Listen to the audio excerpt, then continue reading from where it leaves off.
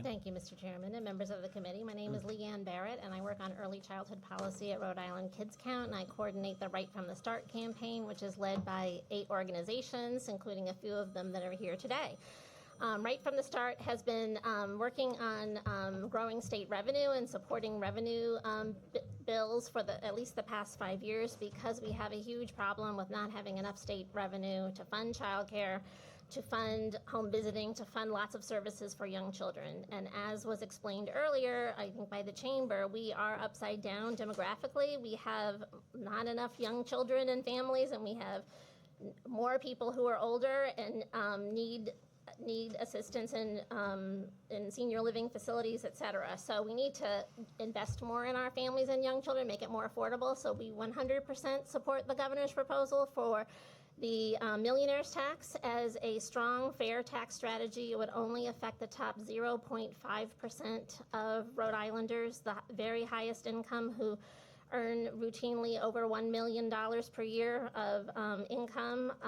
We recognize that group has already just received significant federal tax cuts. So we really appreciate the governor putting this in his budget. We asked the governor to put this in the budget, and 50 organizations signed on. I have that linked in my testimony. We also appreciate the governor allocating funding to try to make sure children and families do not lose SNAP and they do not lose health care, and that he put in the child tax credit, which should help with affordability.